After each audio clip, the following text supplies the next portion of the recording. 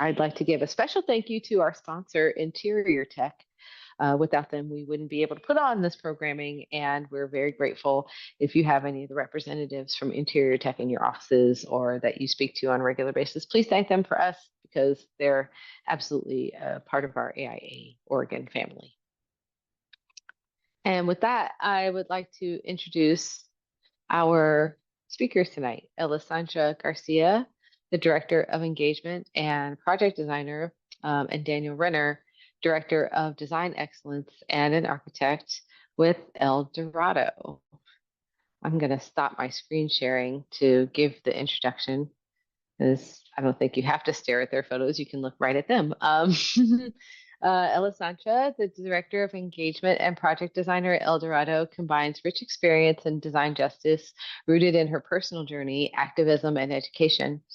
Born and raised in Ciudad Juarez, Mexico, she's a first-generation Mexican immigrant and a proud LGBTQIA2S plus member, which fuels her social justice passion, enriched by her border town upbringing. Alessandra received a Bachelor of Science in Architecture from Texas Tech University and a Master of Architecture with honors from Washington University in St. Louis.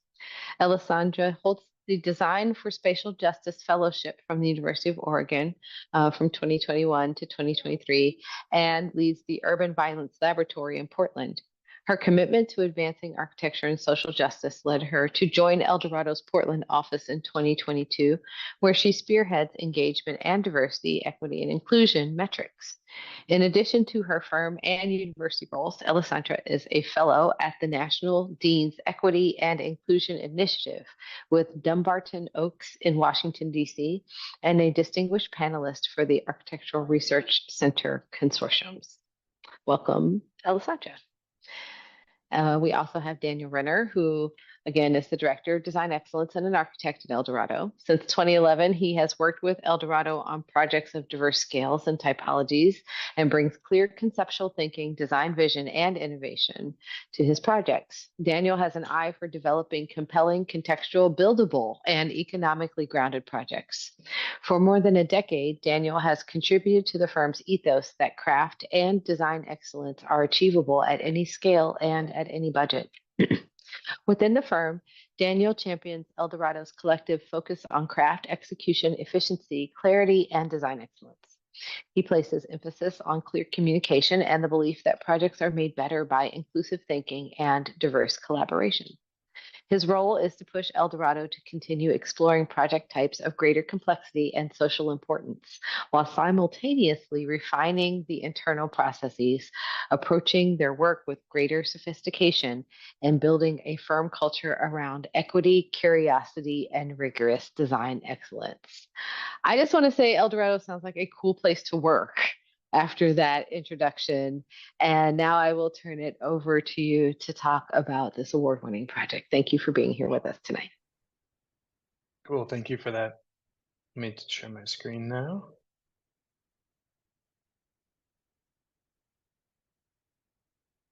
One second.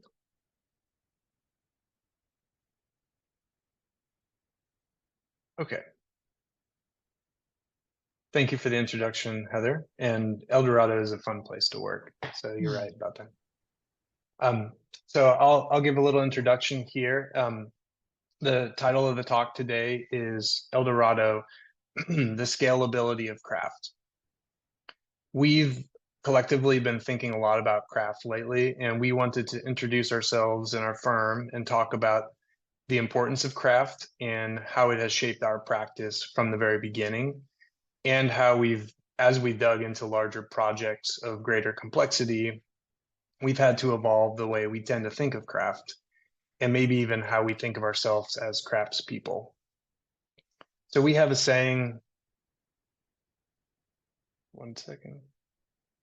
Yeah, we have a saying at El Dorado, which is, we are in the middle of everywhere, which is an attitude to show up where we are called to work with joy and compassion and openness, without preconceived notions, and leave each place we trespass a little better than we found it.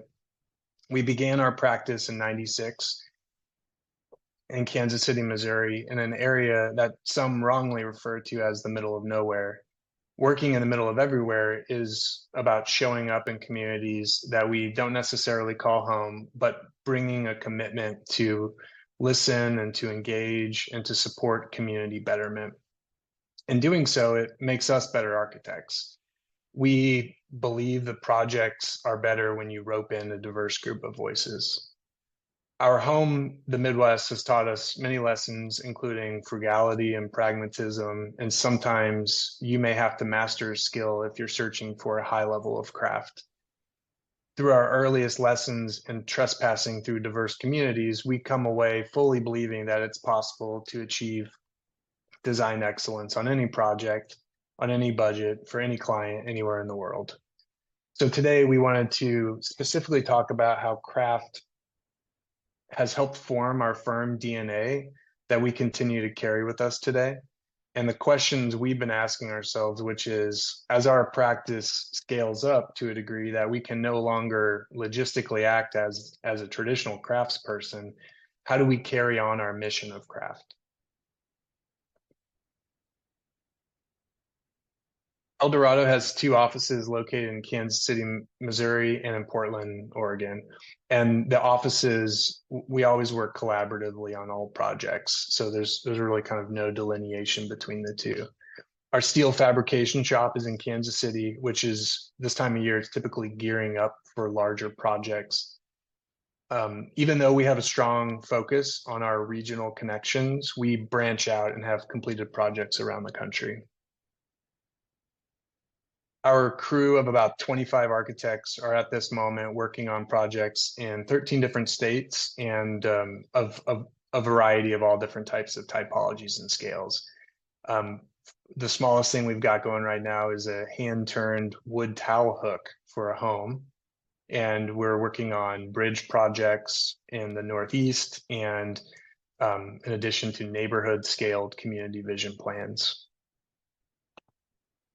El Dorado started in the mid-90s when 5 architects started taking nighttime vocational welding courses as a way to escape a stagnant Missouri architectural scene.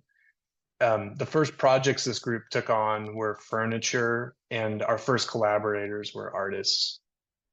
In fact, our first space was 25% steel fabrication shop and 75% art gallery, which spoke a bit to our priorities at the time. As time went on and commissions got larger, we started focusing more on traditional architectural projects, which we do today. But we continue to invest energy into fabricating signature aspects of the projects. Steel detailing and fabrication really became our expertise, which we continue to leverage to ensure projects are well executed, and we are always learning new skills and techniques along the way. So today, that DNA of craft, or hands-on making, and curiosity also continues to guide the work we do. So how has craft guided our work? A really quick primer on El Dorado. In rapid succession, I'll quickly describe our craft through line in our work.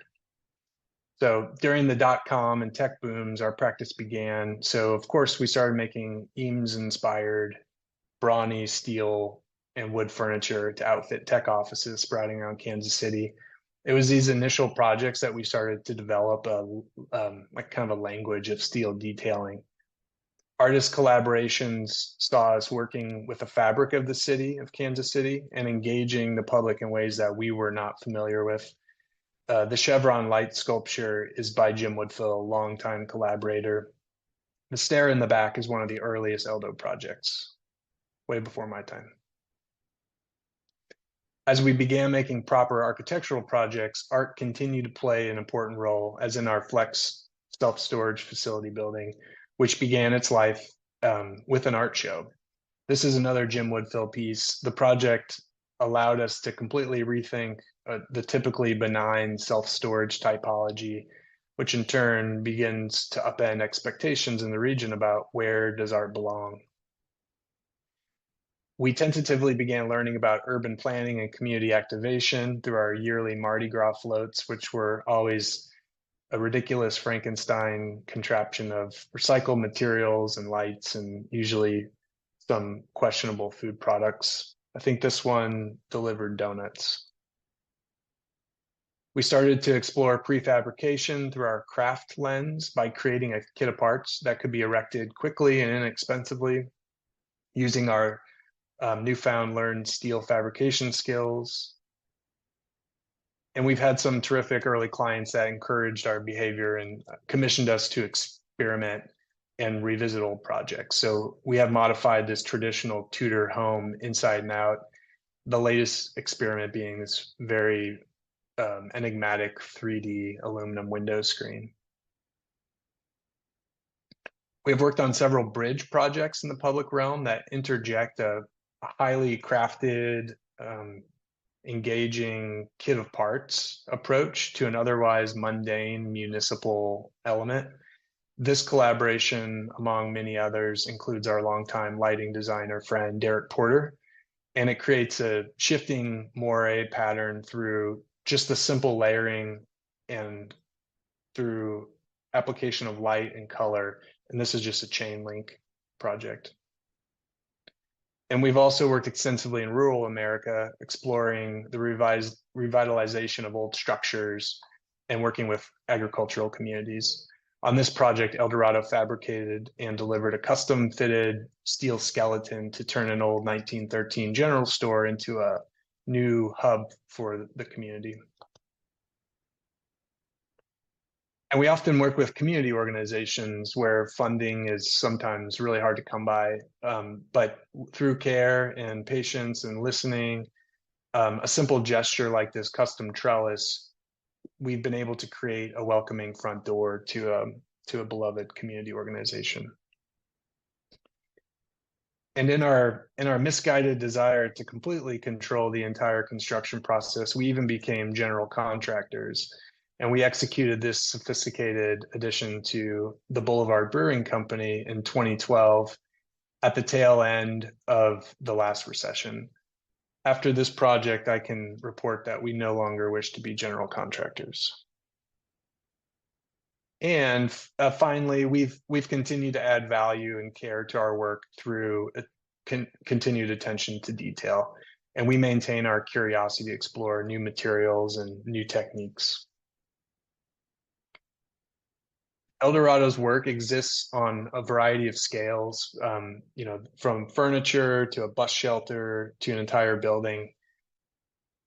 But in a way, we've kind of discovered limits to our ability to personally craft the project with our own hands.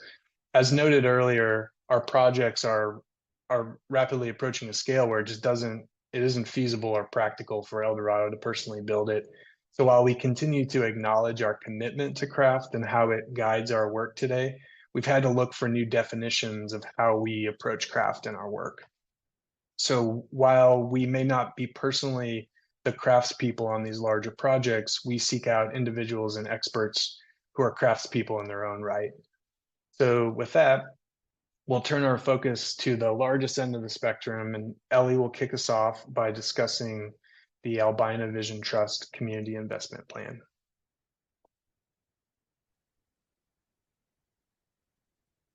Thank you, Daniel. At Dorado, embracing a handcrafted approach to design not only elevates the quality of individual projects, but also holds the potential to scale seamlessly to urban context, fostering community engagement, and creating a harmonious blend of craftsmanship and collective identity. In order to fully understand the magnitude of the work that the Albina Vision Trust has set forward, it is imperative to recognize the historic injustice that this community has endured. The city of Albina was incorporated in 1887 by early European settlers. Once Albina merged with Portland in 1891, it became the city's industrial hub and home to a growing number of immigrant families to settle and find work. Because of Oregon's state constitution exclusion law, which prohibited Black people from entering and residing in the state, few Black residents lived in Portland during this time. However, although the exclusion clause remained in the Constitution until 1926, there was a small population of Black residents in Portland who primarily worked in the rail and service industries. Many settled near the Union Pacific Railroad Station or in Northwest Portland near the Golden West Hotel. The Great Depression forced many to start building a tight-knit community in Lower Albina, which is now known as the Lloyd, Elliott, and Boise neighborhoods. Historically, Albina has been a thriving, affordable, and diverse neighborhood. Following the war and the Vanport flood, a thriving Black community and business district emerged. And by the 1960s, 4 out of 5 Black Portlanders lived in Albina. Black-owned businesses, community centers, houses of worship, arts and cultural spaces, and so much more were the foundation of the Black Albina community.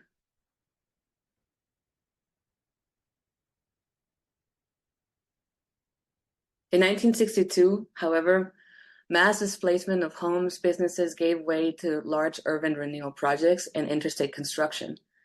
Riverfront access was lost to staging areas for entertainment venues.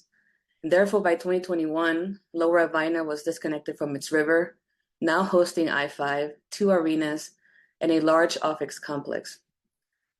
Portland's Black community remained displaced and dispersed throughout the city. So over the past 50 years, these successive waves of urban renewal, freeway construction, unjust development methods, predatory lending, and disinvestment forced tens of thousands of Black Portlanders out of Albina. This neighborhood was robbed of their land, their homes, their business, and their community.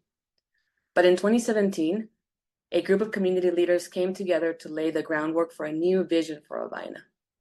Albina Vision Trust, as we know AVT, was created to steward that vision based on the following core values: honor what was, what happened, and what could be, heal ourselves and our communities, reconnect to the river, create a diverse and inclusive place to live, work, and play, integrate arts in the process and in the product, and be intentionally remarkable.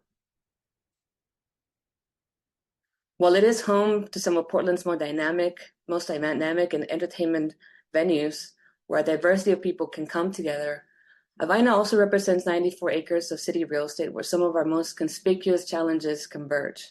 For example, a lack of affordable housing, a maze of transportation infrastructure, the patch of private and public land ownership that makes access to the east bank of the Willamette River impossible, and the painful reminder of this intergenerational damage of displacement. As you can see, in 1949, construction began in Interstate Avenue, and by 1969, the freeway junctions in the Memorial Coliseum were finally constructed. And beyond this physical and urban displacement of the Albina community, what were other impacts of exclusionary laws and racist urban planning? Well, the data shows that exclusionary laws in Portland, Oregon, particularly the ones in the Albina neighborhood, hindered wealth-building opportunities for Black residents. During the mid-20th century, discriminatory housing practices such as redlining and racially biased lending prevented many Black Portlanders from acquiring property and accessing these favorable loans. These exclusionary measures perpetuated economic disparities as the Albina community faced systemic obstacles that impeded their ability to accumulate wealth through home ownership and property investment. In Albina, there were fewer ownership opportunities, homes did not appreciate at the same rate, and there is an aggregate impact today of approximately $1 billion lost in wealth. So, Albina Vision Trust is the keeper of a bold vision to reestablish Lower Albina as host to a centralized and vibrant Black Portland community. So paramount is the reconciliation of decades of injustices resulting from this very racist urban policy, displacement, and mega-scale urban renewals. Lower Albina consists of 94 acres of the highest valued, undeveloped real estate in the city of Portland. The site engages the Willamette River and 2 bridges that connect multimodal transportation systems from Albina to the historic Pearl District.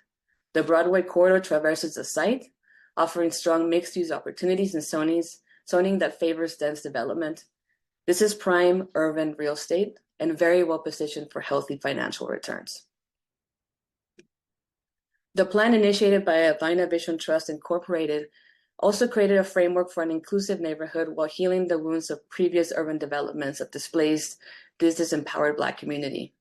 Beginning in 2020, AVT commissioned a cross-disciplinary team of planners, architects, artists, and economists to help create and document this plan that I speak of today.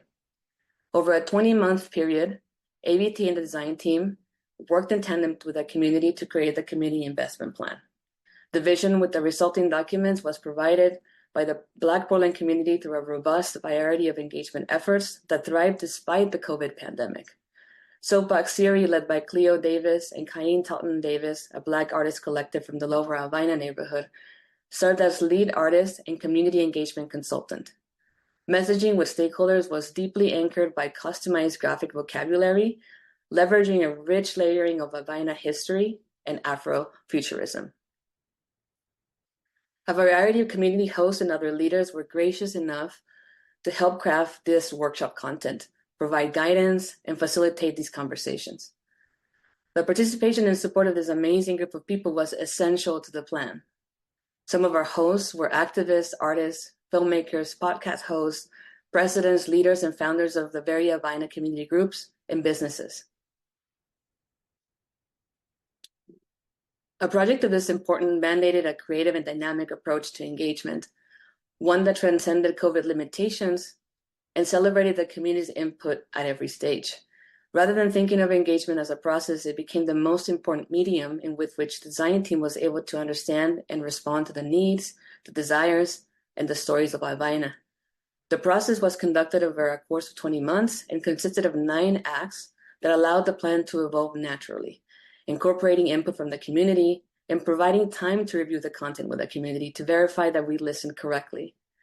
From September 2020 to June 2021, there were 18 community workshop sessions with 560 attendees, over 160 pieces of visual input shared with the design team, and more than 30,000 words documented and captured from the community. The conversations moved from memories of Albina's past to visions of the future, and then to drawings of what that future could look like. Over the course of the project, young people, families, professionals, and elders came back to the online meetings with ideas, vision, and excitement of the future. Each step of the conversation inspired design work and new thinking about the economics of values-based development, how development in Albina creates Black wealth building, as well as a new community rich in relationships, but that is deeply grounded in the history and resilience of Black Portlanders. Therefore, before a line was drawn, the design team conducted these months of engagement events so that we can hear the vision firsthand. These workshops were conducted virtually due to the pandemic, which luckily led to a high level of input from the community, which was shared verbally, via chats, screen sharing, mural boards, emails, or calls. To hear from the greatest number of individuals, each workshop was conducted 3 separate days and times within a week to embrace various work schedules. This generated the constellation diagram that you see here. It outlines a broad range of aspirations and desires expressed during community workshops. The result is a vision that lays the groundwork for investment in a diverse community. The plan defines how this community anchored in sustainable affordability, livability, and diversity can provide to Lower Albina. It will authentically involve the community in shaping a place that serves their needs, including financially feasible strategies for accomplishing this work over time. The community feedback imagined an urban ecosystem centered around access to affordable housing, inclusive public spaces, wealth generation, and community services. And for all these typologies, the community's feedback centered around creating a sense of belonging, wealth creation within the Black community, shared social support, a rich variety of public spaces and access to nature. And other more specific comments were the desire for having schools on site, housing linked to green space, generational wealth creation, security, inclusion, and supporting Black heritage and Black excellence. So as the team considered the feedback and the physical possibilities of the site, a master plan emerged, giving way to a walkable network of public space and community hubs that connect a close-knit neighborhood to public transportation, urban density, and a vibrant waterfront park. In the site plan, we can begin to see what was once a site dominated and limited by its infrastructure is now creating access to and through the Albina neighborhood. The rendering here is an aerial looking south into the close-knit neighborhood and education hub, which is anchored at the north end of the site and functioning as a catalytic phase for future development. This close-knit neighborhood allows families to return to the land that was once theirs. This neighborhood includes green spaces available per visionary request from the community for a car-free zone and shared spaces for people and youth. A network of 4 hubs is woven throughout the plan, each with a focus: education and entrepreneurship, health and wellness, food, and the arts. These hubs are the heart of the community, offering places for collaboration of community organizations, services, culture, and the attraction of partners who might share Avaina's vision. This network of handcrafted community hubs successfully connects and creates points of access through major transportation corridors, enhanced pedestrian space, and a diverse spectrum of urban densities. As you can see on the top left, the education hub is centrally located and adjacent to the food hub. These 2 hubs sit on the axis of the Broadway Bridge, and each one of these hubs is located to respond contextually, socially, and economically to their sites. This non-formulaic approach to urban scale creates responsive environments that complement each other and support existing energy. Rather than placing programmatic assumptions within cities, each moving part of the potential program is tested and vetted for strengths and weaknesses. As ABT, the design team and the community engage in the conversation of what is the right level of urban density for our Avaina Vision Trust plan, with a refined focus on wealth creation for Black Portlanders, the team produced wealth building goals. And we use these wealth building goals to measure the densities and their impact, asking ourselves the following questions. What is the financial potential realized?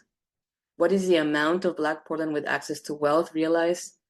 What is the amount of development and construction opportunities for small businesses?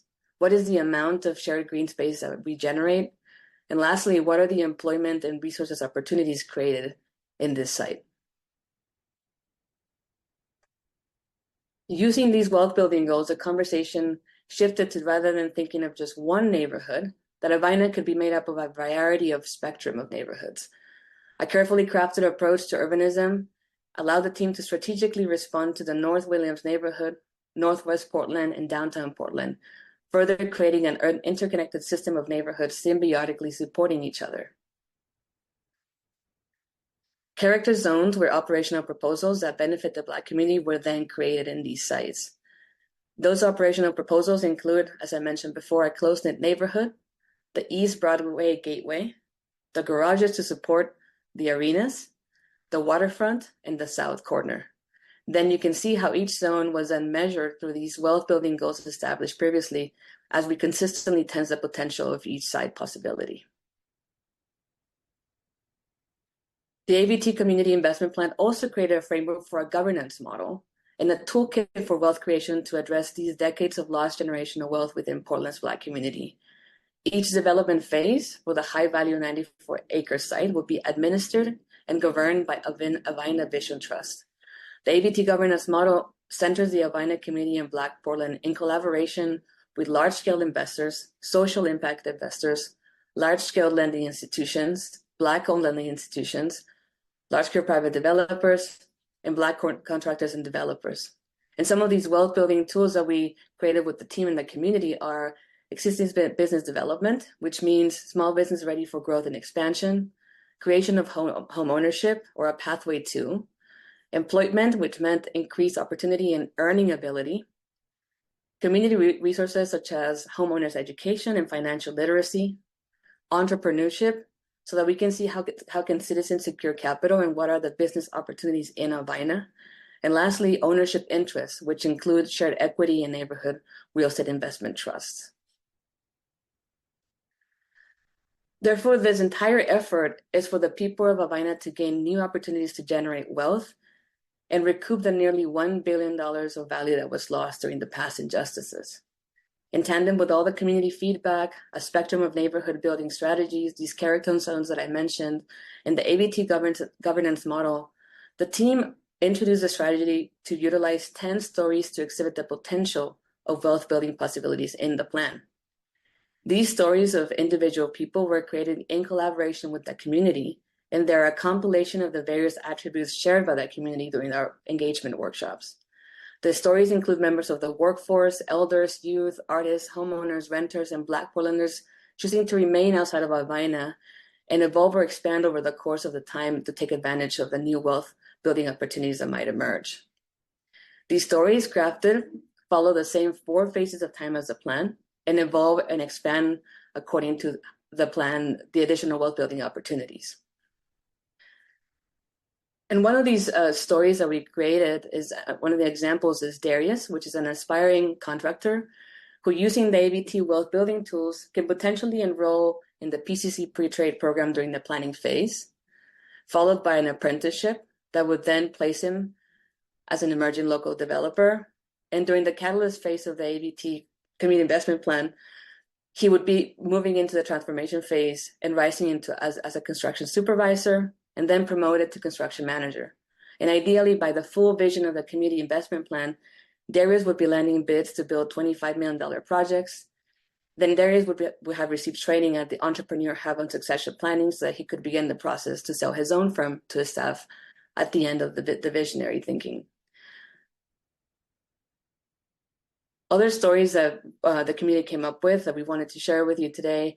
Sawadi, a small business owner, a potential African immigrant restaurant owner. The Johnsons, a military member with a young family.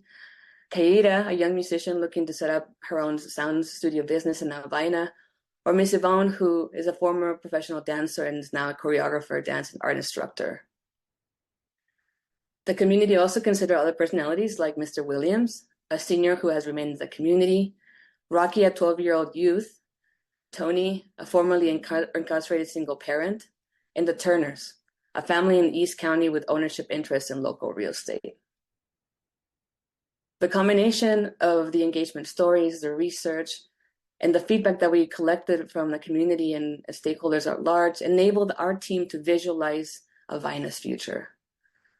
The community investment plan ultimately concludes here at the waterfront park, establishing a spectrum of private uses at the close-knit neighborhood to public spaces at the waterfront, which can be offered to the entire Portland community.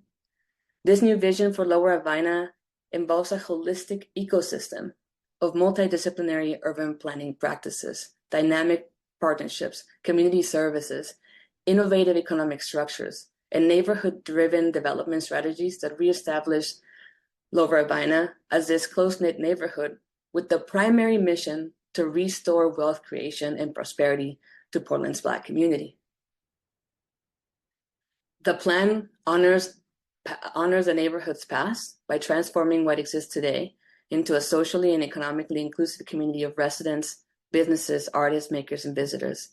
This vibrantly diverse community is anchored by intentionally conceived parks, plazas, combined with civic and cultural event spaces of different size and different use, and is seamlessly connected to the river and its surrounding neighborhoods.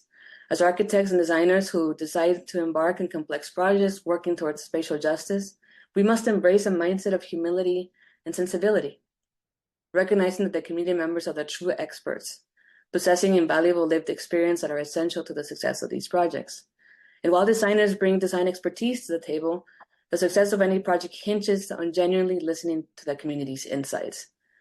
To advocate and realize transformative projects, we must set aside assumptions and approach each endeavor with an open mind. And with that, I'll take it on to Daniel. Thank you. Thank you, Ellie. So with that, we leave you with the question of how you might craft the process. And now we turn our attention over to a new question of how you might craft an entire city block. The Market Station project is a very large urban mixed-use development at the scale of a city block in downtown Denver. With Dorado being a firm of 25 people, we had to ask ourselves, how does our craft DNA find its way into such a large project? We couldn't physically or logistically handcraft a project of this scale, so how do we proceed? What material expression might ultimately allow us to quote, craft the project? And maybe craft means something completely different in this context. A little background first. The Market Station project began in the summer of 2015, and we were contacted by developer Continuum Partners, who we've had a long relationship with a unique urban design challenge, which was to design an entire city block from the ground up. The same developer had recently just completed an adaptive reuse of the nearby Union Station. They transformed it into a major mixed-use multimodal transportation hub, which left our site, the old bus terminal, open for a new development. The initial feasibility and market study, which was completed by Gale's studio, identified a core opportunity for a dense ground level retail and food service hub. To break down the very large scale of the wide city block, they proposed anchor tenants around a perimeter with an interior alleyway, essentially, a network of smaller shops, storefronts, and other key activators. So this move would ultimately guide the project and lead to a more porous and active city block.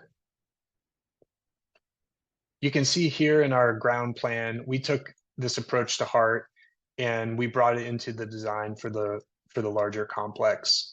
With the larger tenant spaces around the perimeter and smaller, more bespoke spaces facing the interior pedestrian street, which we ultimately branded the Paseo. Architecture here was a collaboration with Bocapal Architects, who operated as the local architect of record. They really allowed our small practice to execute such a large project. It was really our close collaboration that allowed us to really execute a high level of craft on a project of this scale. The upper floors are a mix of residential at a variety of price points, from low cost to market rate to luxury, and there's office as well. The positioning of these elements corresponds to the adjacent buildings. This was a very dense downtown area. Residential faces other residential buildings, office faces office. The complex we designed hugs the existing bus terminal building that you can see in the middle of the plan. It was important to the team and especially to the local building commission that such a large building does not have a scale that overwhelms the smaller city fabric in the historic LoDo district. We used we used massing and upper floor setbacks and breaks in the massing to make the building appear as a grouping as opposed to a monolithic block. The breaks in the massing also invite exploring directly into the Paseo. And the image on the right, you can see one of these breaks, which acts as a gateway to the interior of the site. Here you see two opposing elevations, which ended up being a really important part of getting this project through the building commission. The existing elevation on the top and the Market Station elevation on the bottom. In this large scale context, we drew clues from the existing buildings to shape and alter the building massing to let it blend into the city fabric. Then there's the issue of materiality. At first, the building commission insisted on brick to relate to the material choice of the downtown LoDo district. We initially thought we knew better, and we tried to craft a narrative for the use of another material, one in which we were more comfortable with, or we thought we were more expert. We were reluctant to dive headfirst into brick initially, just due to simply not feeling like we were expert enough to pull off such a large crafted brick building. But ultimately, we did what any good architect should do, and we sought out an expert. And we sought out an expert who were described to us as the best masons in the area, Gallegos Masonry. And we asked them to teach us about brick. So to accomplish a level of craft at this larger scale, we had to work incredibly close with experts and really allow them to teach us in order to create a finely crafted enclosure that playfully explores different materials and textures. The brick on the project ultimately acts as the material through line between the building masses, creating a whole without the whole complex feeling incredibly large or overbearing. We methodically, with the help of Bocapel, documented the various brick types and assemblies, but ultimately it was through a close dialogue and discussion with the masons and with the general contractor Hewitt, who was a great partner on this project, and through many, many, many mock-ups that led to the brickwork that feels very fabric-like and handcrafted. It really becomes the signature of the project. In fact, it feels handcrafted because it is. It's a facade that's made with care. So reflecting on this whole process, it's interestingly, we went into the brick detailing thinking that creating brick ledges was a really bad idea because that's what we learned when we were studying for the AREs. But it was actually brick experts that educated us and taught us the proper way to detail the protrusions to avoid freeze and thaw damage. So at the end, we leaned upon the mason's expertise to execute the fine brickwork. Here you can see how the various textures and colors work as a group. The weathered steel portion signifies an entry point. We also played around with the depth of the window jambs, which just adds another layer of texture. The building massing and material palette ultimately let the building blend into the surrounding neighborhood. And the very fine, kind of ambiguous textures of the brick craftsmanship give the project a very human and tactile quality. So the brick really operates on both the city scale and the human scale. A second key area that we focused on to create a highly crafted environment was the internal courtyard, or the paseo. We worked with Dig Studio, the landscape practice out of Denver, to create an active pedestrian and commercial environment. This area is really intended to be a thriving commercial hub or an area of discovery. The architecture incorporates a sawtooth facade that breaks down the scale, and it really supports the small scale businesses and the small scale program. A signature aspect of this area, the team developed a simple truss structure that provides utility to the paseo while adding to the overall identity of the space. This element also allowed the team to focus on a highly crafted element to add additional value and uniqueness to a building typology that ultimately really has to adhere to a developer's pro forma. Or put it another way, it would be wrong for every last element of the project to be handcrafted. It would simply be too expensive. We really had to focus our energies. The structure provides shading and layering, and it creates a strong edge toward the north, up against the regional transportation district building, the neighbor that's being hugged by the market station project. It acts like a folly or unique, an unlikely element that people can discover, and some people might even confuse it as a leftover structure. And it's meant to impart some ambiguity to the space. So taken as a whole, the interior paseo could be misread as a found space, but it's actually a new building. We worked very closely and collaboratively with Thornton Tomasetti to design the simple truss structure.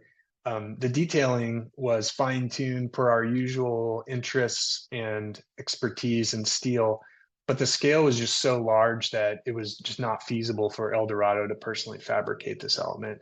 In addition to it being very far from Kansas City, the shipping costs would have been very expensive. Nevertheless, we worked very closely with Saunders Construction, who oversaw the fabrication of the truss and of the paseo itself, the landscape. We even provided our own mock-ups to have a back and forth discussion to describe joins, like metal joins, and our preferred detailing. So for the Market Station project, we intentionally focused on two important public elements: the brick facade being the exterior portion and the interior paseo. to provide essentially an extra level of craft that would impart care and finesse to this overall project.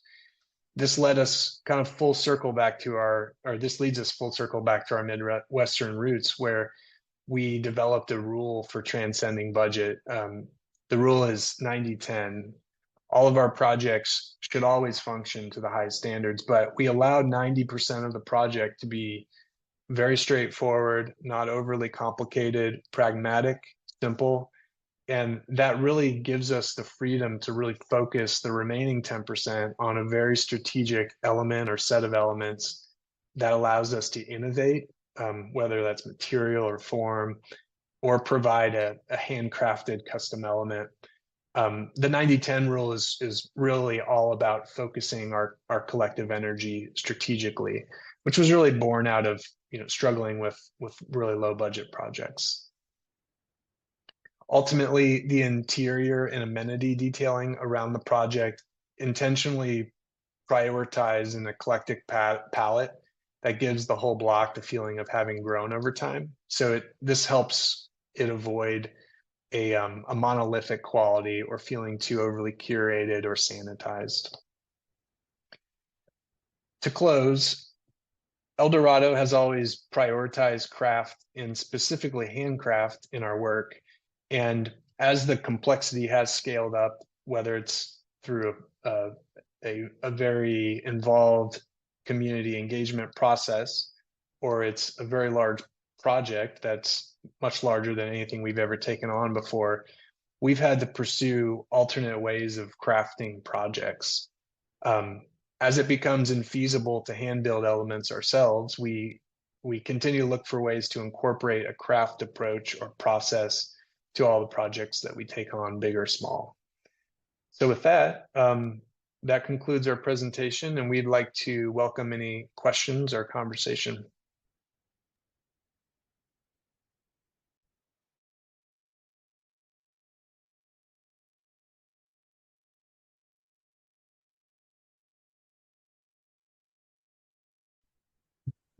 I'd just like to comment that that was a really, really wonderful, inspiring presentation from top to bottom. Your work is phenomenal. Thank you. We appreciate that, James. Yeah, thank you, James.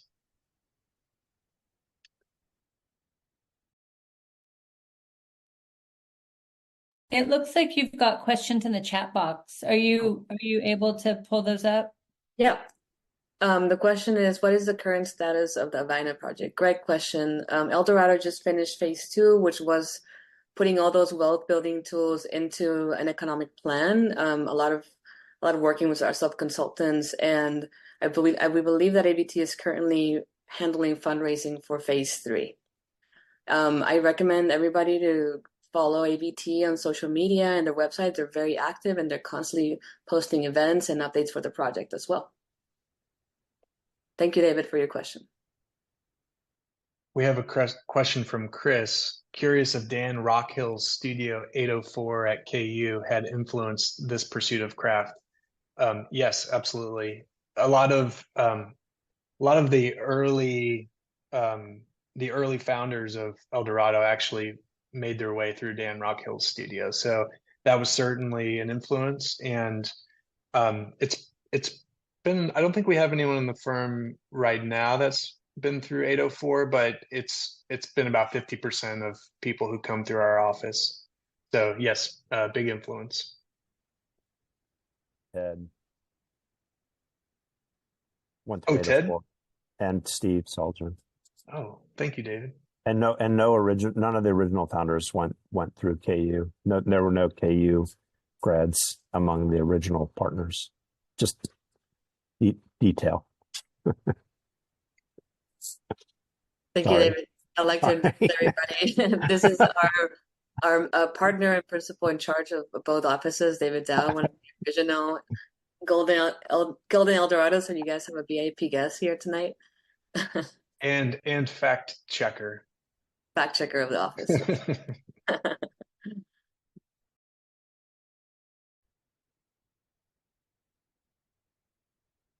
I had a question. Yeah, go right ahead, Rex. Okay, thanks, Daniel. It would be for any of you as presenters. I really appreciate your presentation. Just interested in terms of your firm's own development as you've shifted or migrated to some of these very large scale projects outside of your we might say native region.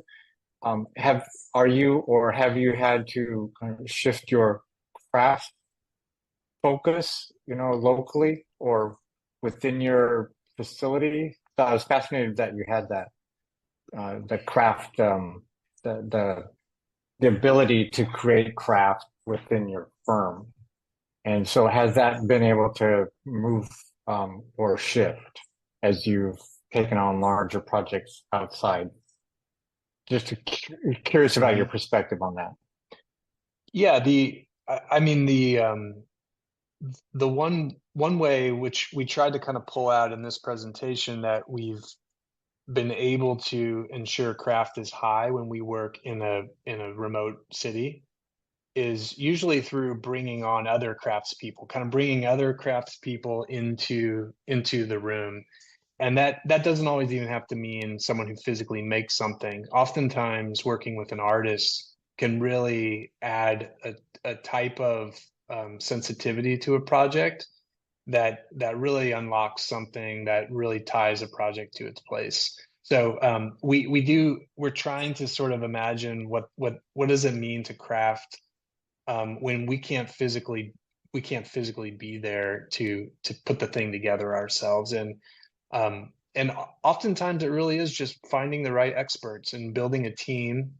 That's probably a really important takeaway of this presentation, is that the team is really important. And we, you can try to take on all the work yourself and control everything, but ultimately to execute a project that's really complex, really socially important, that engages a community, you have to sort of open up the circle and bring others in to feel like to support.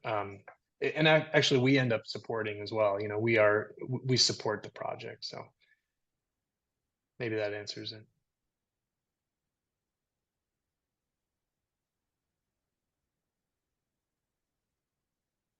Thanks for the question. Greg asks, kudos to you. Oh, it's a statement. Kudos to you in your quest to elegantly bridge simplicity with complexity. Thank you, Gary.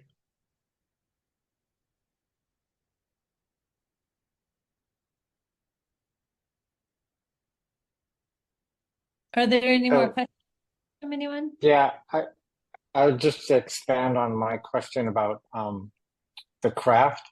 On your mock-ups, you're relating that you go through mock-ups or multiple mock-ups.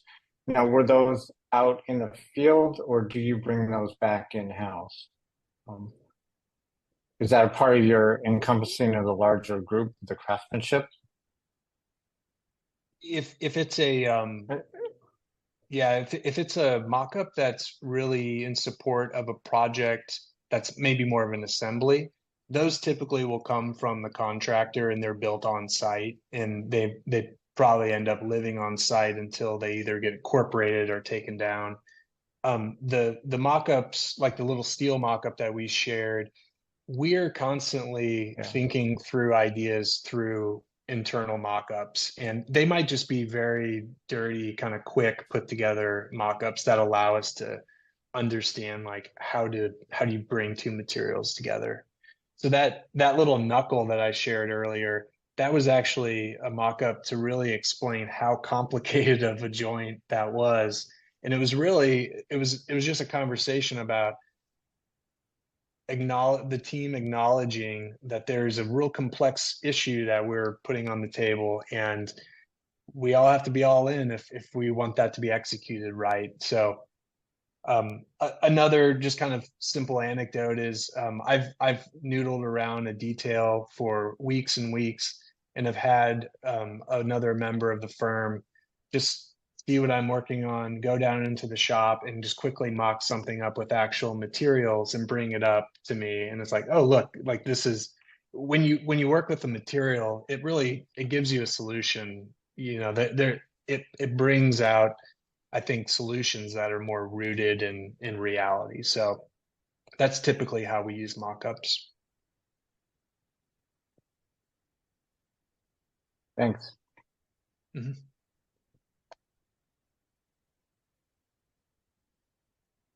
It looks like Nancy Chang has. Yeah, that's a good question. I'll let someone else take the answer. Maybe Daniel, we can tag team on this one. Thank Okay. you, Nancy. Great to see how the thoughtfulness transcends different scales. Is a firm able to keep supporting our practices in what ways?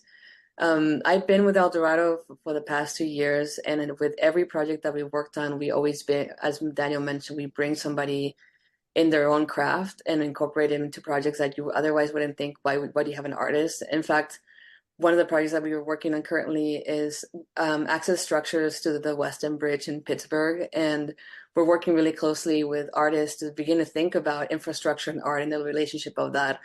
We don't bring the subconsultant or the artist later. They become part of the first sketch, the first engagement workshop. And as far as that I've been at Dorado, we've always been working with artists at different scales as well. And lastly, ABT is also another really good example in which, rather than us taking ownership of the engagement process, we relied on community leaders already, and one of which were Soapbox Theory, which Nancy, you know very well, you know them very well. And we made a platform for artists to exert themselves, to put them at a higher stage. And that has been incredibly beneficial for both the artists and our practice. As Daniel mentioned, it makes us better architects to work collaboratively with other disciplines. And I know that art has been a beginning at Dorado, and I don't think that's ever gonna change for us. That was well said, Ellie.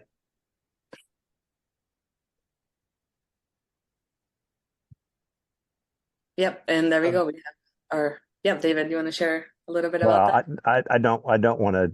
I don't mean to like. I don't want to take your. There's a handful of active art collaborations, and it from the very beginning, integrated work with artists, whether we go into their practice or we bring them into architecture, has always been part of the DNA, and it's like breathing for us. And Ellie mentioned the West End Bridge. There's also one of the largest public art projects in the city of Seattle. The Monument to Rain is under construction at the moment.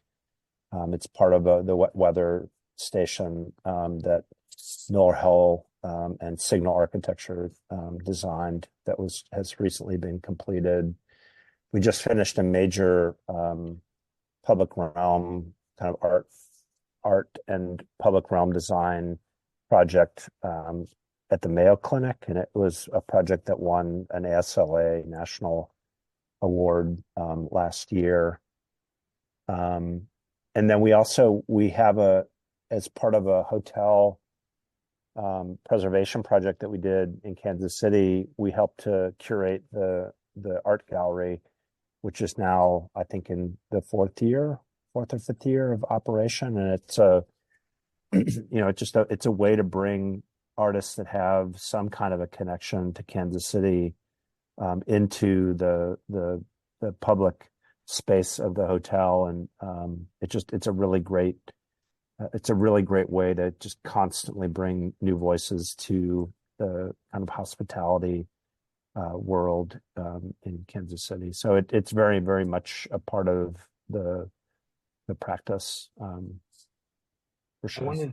I wanted to add one note to the rain monument that David just talked about, because this is pretty interesting, because it's not actually an architectural project. We are really supporting the artists, and it's a collaboration with them to really design this structure. So this piece of art is a really ambitious structure. I can't say too much about it, but Dorado is really sort of acting as on the one end, we're technical advisors, but the work itself kind of goes through a dialogue.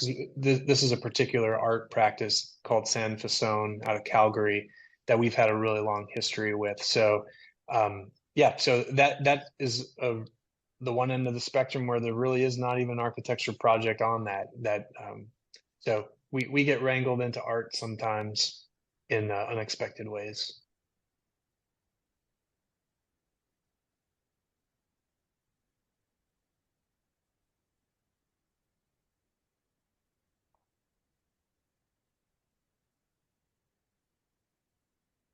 This Dan character, he has a really good question in the chat.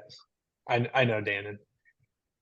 With the 90-10 formula, is there a strategy for or a process for identifying where to invest the crafted 10%? That's a good question. I mean, it's something that we think about often, but I don't know that I have a good answer for how we come up with what is the most important thing. Oftentimes, it might just be our own desire to not rest on our laurels and actually kind of explore maybe a different material. So, for instance, say we've spent most of our career looking at steel, you know, maybe just changing to aluminum, you know, maybe there's something in that allows us to kind of innovate or try to put our head into a different type of material. So sometimes that can be the reason for pursuing a certain 10%, but oftentimes the site tells you what the 10% needs to be. Maybe there's a really incredible tree, or we work a lot with existing buildings, and oftentimes existing buildings are really great the way they are, and it's just about removing something. You know, it's like a 10% kind of extraction, and it kind of unlocks a new potential on an existing building. So it's a really great question. I don't think there's no formula to it. That's probably the best way to say it.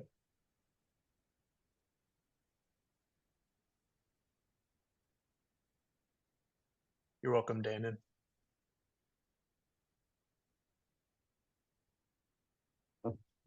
It's 6 o'clock and I want to be respectful of everyone's time. If there is another question and you guys have time for it, I think we could take it. But if not, I want to thank you both for your presentation and to everyone for showing up tonight. It was a wonderful presentation. We really appreciate people being here. Thank you, everybody. Thank you, Yeah. AIA, again, for hosting us today. We're happy to come by whenever you want. Yeah, thank you all Everybody, have a attending. good Wednesday. Thank you. Stay safe. Thank you.